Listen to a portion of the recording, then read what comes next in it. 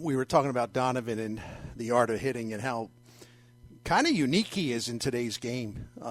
He sort of takes the game back a couple decades, with his ability to hit off fields, avoid strikeouts, work the counts, work the pitchers, foul pitches off, stick his hip out there or his knee out there, get hit 14 times. He got hit by pitches, drew a lot of walks, basically had the same number of walks as strikeout, which is really unique. So we had a listener say, well, why'd Marmol have to go and hit him fifth, against the Phillies? And again, it's a good question, and I never really thought about it all that much. But it just shows you what happens when you have – I'm not making excuses or saying that Marmol did the right thing, not at all. But I'm just trying to understand the position that he was put in. This is what happens when a guy who got MVP votes for you and hit 34 bombs and slugged 5-something the year before, talking about Tyler O'Neill, he's not available because he's on the injured list. So he's like he would have had a really good chance to be hitting somewhere in that top 5 or 6 in that lineup, but he wasn't available. And then you have Dylan Carlson, who by the end of the year, down the stretch, his wrist was so bad and his thumb was so bad, he was essentially useless at the plate. Although in game 1 of that series, the bad loss to the Phillies, he batted 6th and did get on base twice. He walked twice. So, I got to give him a gentle golf clap for that. And then you get into Corey Dickerson batting 7th, and by then Corey Dickerson had really cooled off. He had a couple really outstanding months after the All-Star break, but he had started to kind of taper off. And that's why Marmol sent up Yepes to pinch hit for him, the 2-run homer that gave the Cardinals a 2-0 lead. He should have given them a win in game 1, but we all know what happened. And then you had Molina batting 8th, all due respect, one of the all-time great Cardinals, but essentially useless as a hitter.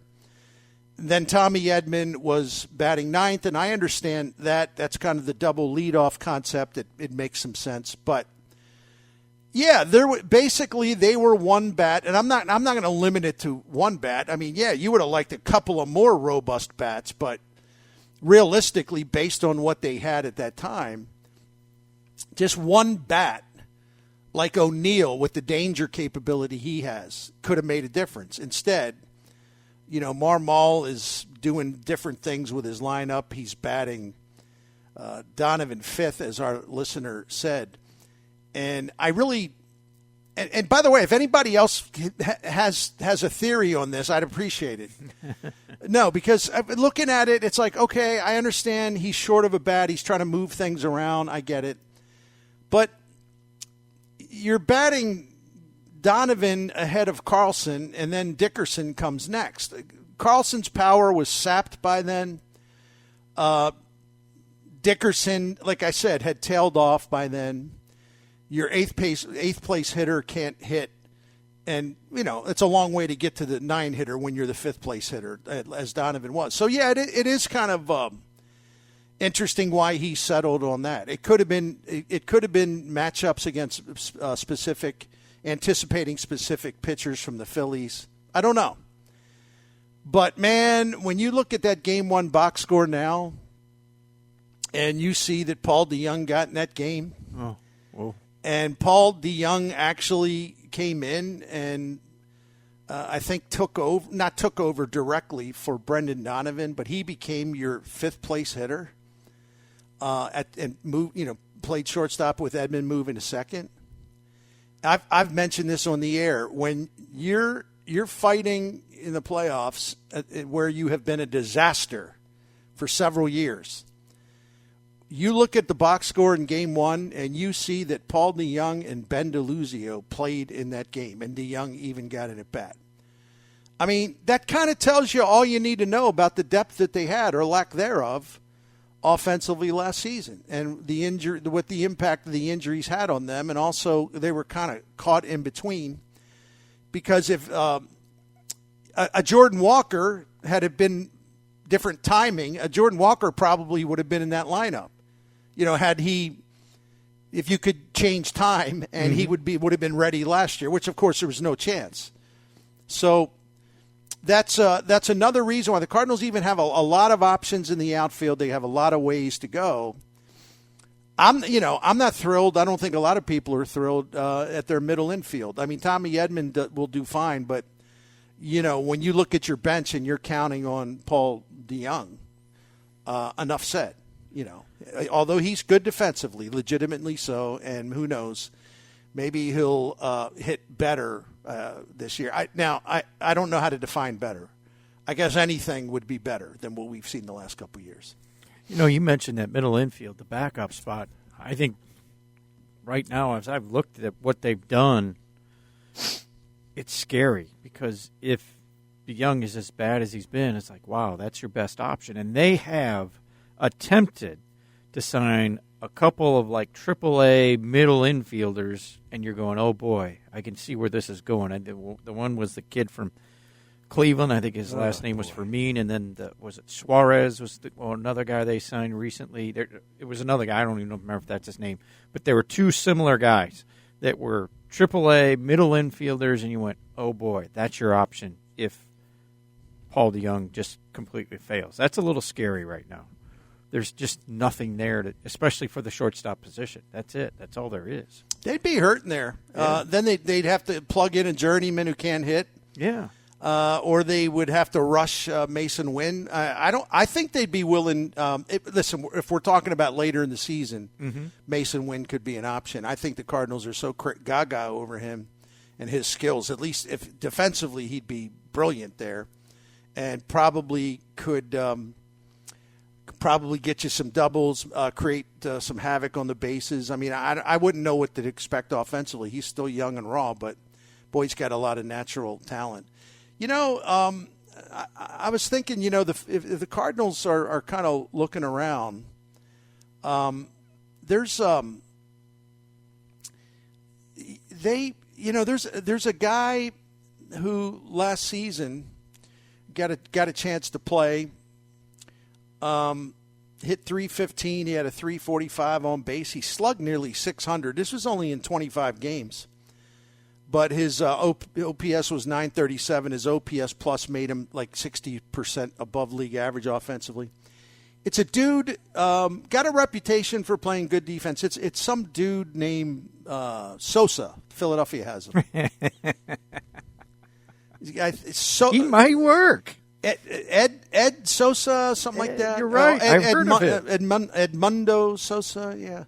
Isn't that funny how he goes to the Phillies because he doesn't have, because where he wouldn't have to stand behind Paul DeJong, future Baseball Hall of Famer, he finally is free to play. And a guy who did very well for the Cardinals in 2021 was a big part of their offensive resurgence. I'm talking about Sosa. So he finally is freed from his captivity because of Paul DeJong. And he goes to Philadelphia, and he hits 315. He has a 345 on base, and he slugs 593. And I do believe he played a role in beating the Cardinals in the postseason. I mean, he was in both games. And I know he scored a run in that crazy ninth inning in Game 1. He definitely was. So it's just there are blind spots with this front office that they really, truly do leave you shaking your head, there's just, I appreciate the fact, Bernie, I think most of us do, that they've got a lot of nice, young, talented players, but you can't rely on every talented young player to come up here and fill in a spot on your roster as an extra, because there is something to be said for a guy who has been through the process, played at this level, and knows what it takes. Because a lot of times when you just keep throwing young kids up there and you go, well, you're going to have to sit for a while, but when we get your chance, we want you to be you. And that's an art that is not that easy to accomplish when you're a young player still trying to figure out how to be successful in the big leagues. And I think they run into that a little bit too much, especially with these young players. They needed a veteran or somebody who has played a little bit up here in a lot of those situations, and they just didn't have them. It was like, hey, Ben DeLuzio, good luck. Go figure it out. He's just a guy. Although he can run, he's good defensively, but that's not what you're looking for. If he was a good player, he'd still be in the organization. They basically cut ties with him right after the season. So yeah, their bench still to me needs one more piece. Maybe something will happen in spring training, but they really love what they have. And then listen, I think their offense. Here we go again with everybody healthy. I think their offense will actually be really good. It was really good last year. And I know people want to base the entire season on 2 postseason games. I tend to base it on a much larger swath of schedule, 162 games. But I get it. If you want to be frustrated with the postseason, you have every right to be frustrated because they've given you a lot of reasons to be frustrated. So, I tell you about the offense. The one thing that I dabbled in this a little bit the other day, or maybe yesterday. I do look at Goldie and Arenado, and just look at that first base, third base combination. I talked about it last year. It was head and shoulders above any first base, third base duo in baseball when you put their numbers together. And I look at 2 years ago, if you take their wins above replacement, it was a little bit over 9 when you combine it. They were both. Goldie had 5. I think Arenado was like 4.1. That's really good. Don't get me wrong. But that was like a 9.1 wins above replacement between the two of them. And that entails offense, defense, base running. That was in 2021. But then you look at last season, and those two combined for like over 14 wins above replacement. So I'm thinking... And I'm not looking for something to worry about, but as good as they are, to see them combine for like 9, let's just say 9.5 wins above replacement, maybe 10. Let's just say 10. That would be really, really good. Can they even get close to combining for about 14 wins? No, it's actually maybe 14.4 wins above replacement. Again, as they did this past season, it's asking a lot. That's a lot to ask. You're right. That is a hell of a lot to ask, So that's going to be one of the interesting things about the season for me. Because there's an assumption, and again, I'm not knocking anybody who just assumes, oh, those two guys are great. There's no worries, because I subscribe to that in that when I talk about, hey, can Milwaukee beat the Cardinals? Can the Cubs overtake the Cardinals? There are reasons you can make a case. But then you say, look, the Cardinals have the 2 best position players in the division. Nobody can match Goldschmidt and Arenado. And it's really true as a 1-2 combo. But what happens if they perform closer to 2021 levels than they do to 2022 levels? And if they perform closer to 2021 levels, that's still really good. But it's not just like ridiculously good. Great, I should say. It was great last year. It was almost ridiculous because those kind of years don't come along so often. I mean, Goldie especially. And maybe that was the baseball gods telling us that, reminding us, like, all you people down there talking about the Triple Crown. Hey, Miklasz, you big mouth, talking about the Triple Crown. I got something for you, And then Goldschmidt didn't hit from like August the 24th or 25th to the end of the season. Not much. He did draw some walks. So the game is hard, even for guys that are as great as they are. And so I want to know, are they going to be closer to 2021? That's good. 2022, that's great. Or are they going to be somewhere in the middle? I would gladly take somewhere in the middle.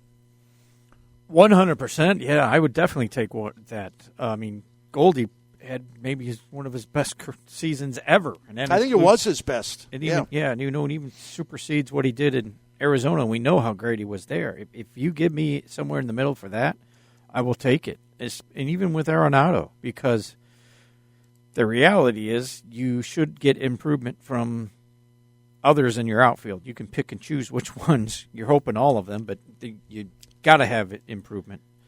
And if you just get middle out of the corners, you like where you're at.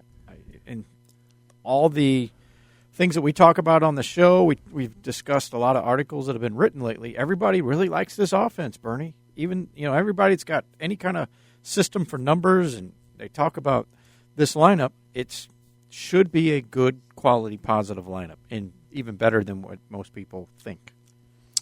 And, this is where OPS Plus comes in handy, trying to understand how good or how bad even somebody's season was. Like, before he came to the Cardinals, Arenado played at Coors Field. I wouldn't say now, because I'm into my early 60s. So no, I don't think I'd be able to hit 20 home runs at Coors Field. But maybe as a younger man, I could have maybe hit 280 with a few home runs there, because anybody can, because it distorts the offensive game statistics. It just bastardizes statistics incredibly in a really irritating way. And Goldschmidt, especially when he was there, that Bank One ballpark or whatever it's called then, it's now Chase Field. That was a hitter's paradise with a lot of cheap stuff, So the only fair way to evaluate these guys and just how great they were last year, if you take OPS Plus, and the beauty of OPS Plus is it separates real from inflated. In other words, no, you're not going to get away with your inflated Coors Field stats, and you're not going to get away with your inflated Chase Field stats.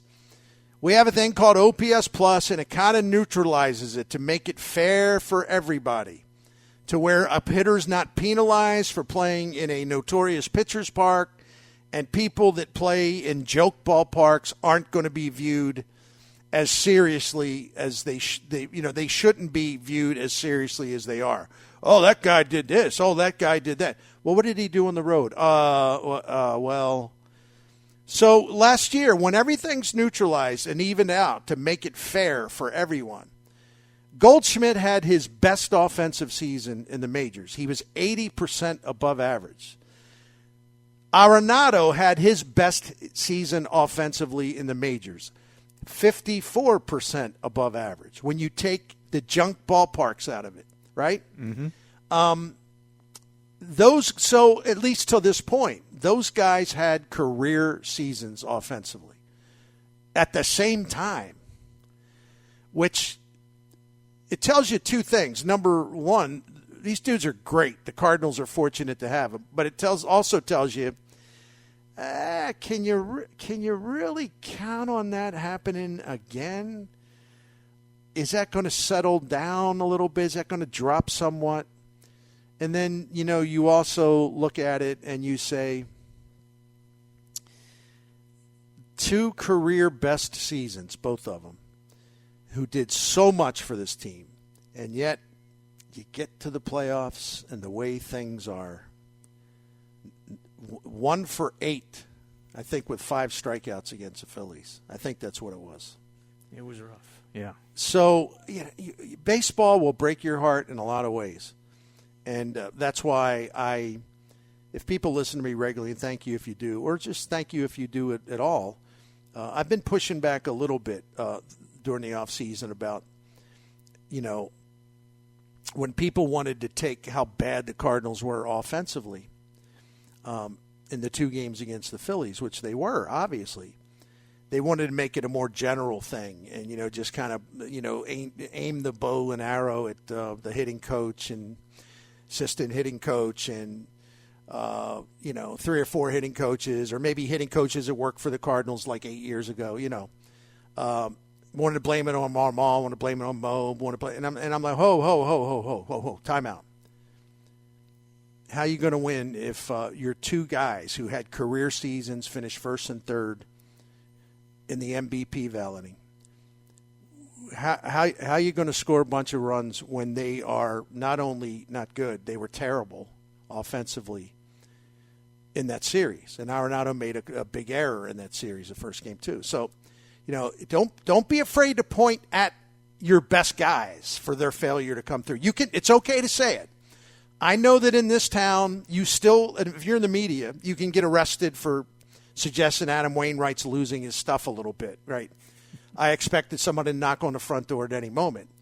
There was a time, until he went to Puerto Rico to go see his basketball team or whatever, there was a time you could not say anything about Molina because you would have the FBI at your door. or the Molina brothers for that matter. There's something interesting about our town. We don't like we don't like to tell the truth about the best Cardinals or the big name Cardinals when they come up short. You know, you can't say it. Be careful. I'll say it. You know, you got to have your big guns come through.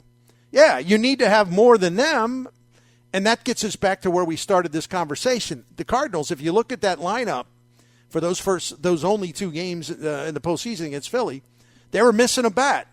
They really were. Yep. It just reaffirms it. And so, yeah, who would that bat have been? Would it have been O'Neill when he's in one of his hot streaks? He could have changed some things, right? Or if they had been more aggressive about going out and getting someone, that could have changed things. But it starts with your best guys. Your best guys got to be your best guys. Who are the Phillies' best guys? Schwarber, Harper, Realmuto. They got contributions from others. But it started with their big guys. They cooled off in the World Series, but no wonder when you see that pitching staff in Houston and what they were bringing out every night. They had their moments in the World Series, but it just kind of stalled out. But your best guys better be your best guys. Now, they can't be great every game, but 1 for 8 with 4 or 5 strikeouts in 2 games. And I'm not dogging them. I'm just telling the truth. I think they're going to have really good seasons. I don't think they're going to repeat what they did last year. But maybe that also means that, you know, just to be cute, they've saved some offense for the postseason this time. It'd be nice. I mean, look, if they each get 1 hit, one in game 1 and another one in game 2, you might not be talking about what a great offseason or postseason the Phillies had. It might be the other way around. Right. That's how big of a deal it was that they just didn't get the 1 or 2 hits that was needed. So, I agree with that. It's really interesting how that works. So they were looking for a left-handed bat. I'm surprised that they admitted it because it just makes them look bad at the end.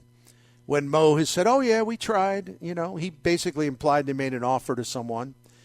But it was about opportunity. It was about this. It was about that. And the person, a lot of people think it was Joey Gallo, wanted to go somewhere where he knew he would play more. Okay, I get that. And really, you can't force a guy to sign with you. It's their choice. That's why it's called free agency. But still, are they trying to tell us? In other words, I understand why Gallo decided he wanted to go somewhere else. I get it. He has to reestablish his value, and you can reestablish your value. The best way to do that is you go somewhere and you play a lot. You get a ton of at-bats, and you also go to a place where it's easier to hit than Busch Stadium. I get it. But I'm sorry, so he was the only left-handed hitter available? Nobody else? Really? Huh. I didn't realize he was the only left-handed hitting free agent. You learn something every day. One option, and that was it. Yeah, that was it. You know, nobody else. I'm being sarcastic for people who don't understand my nasty sense of humor, you know. So anyway, the makings are really good for a terrific offense again. But big lesson from last year, you better have more depth. And they left themselves so short on that front, it's almost embarrassing, you know. I'll agree.